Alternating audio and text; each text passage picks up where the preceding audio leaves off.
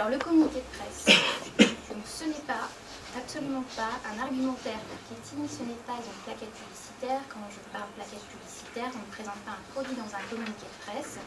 On ne présente pas non plus une entreprise avec ses différentes gammes. C'est pas un flyer, l'information, voilà, c'est bien un support qui est distinct. Donc c'est un peu comme une forme, moi j'appellerais ça de dépêche, hein.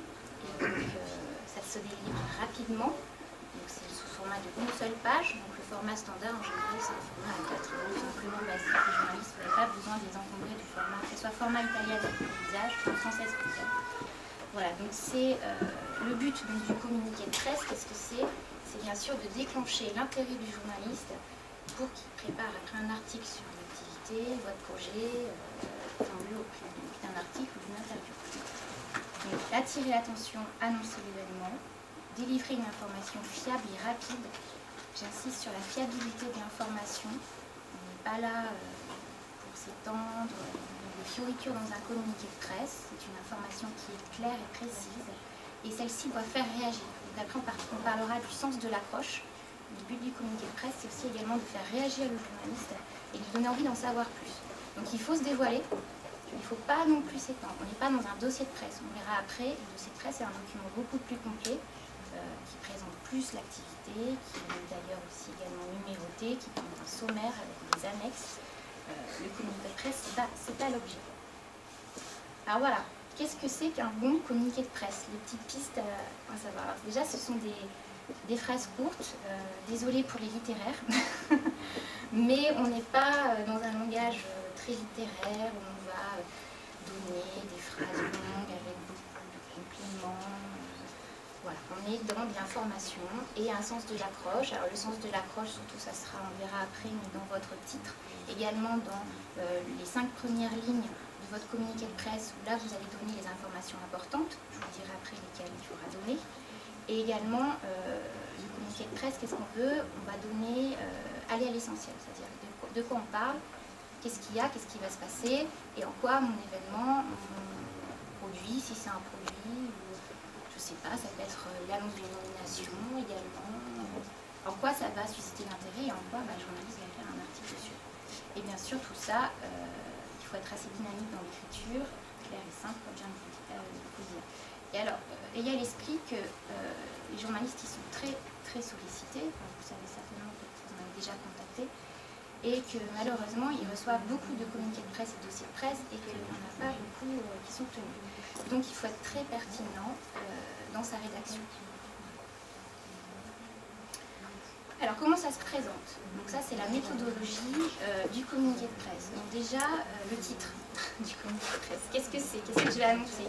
C'est un événement, c'est une nouvelle nomination de mon président dans ma société, je ne sais pas, est-ce que c'est parce que j'ai gagné 2% de part de marché, je vais annoncer ces chiffres magnifiques en temps de crise, voilà, il y a un titre qui doit être évocateur et précis.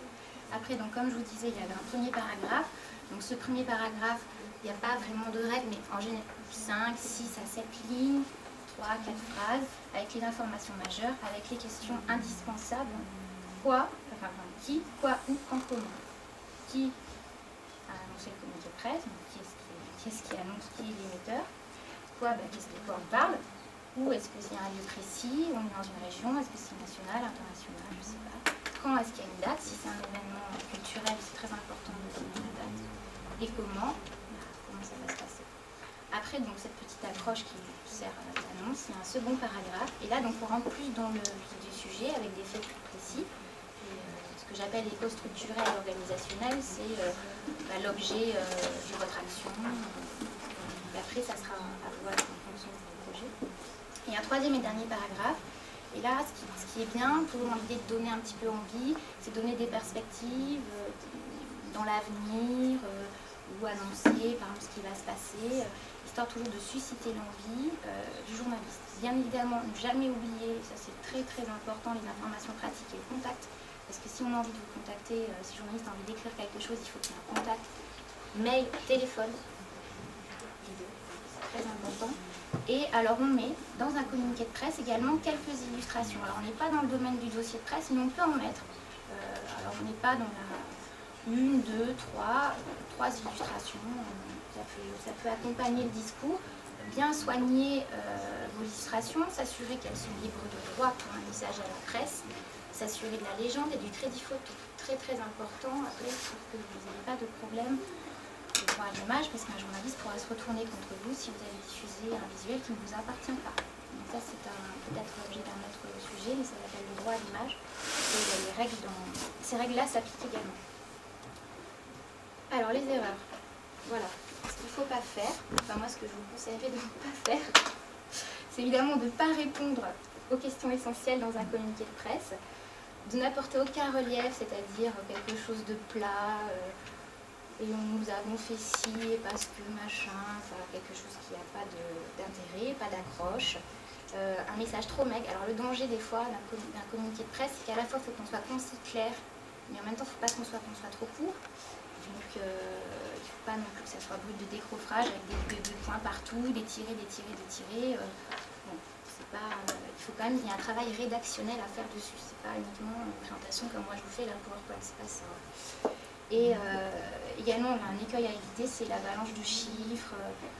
On a été les meilleurs, on a gagné 1%, là on a 10% ici, puis en 1994 on a fait 6. Donc, insister sur les faits importants. Dans un communiqué de presse, ne mettez pas toute votre historique, c'est pas essentiel. Mettez les chiffres clés.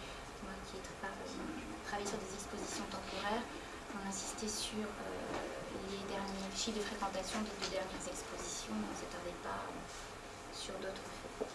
Et bien sûr, comme je vous disais, vous ne pas oublier le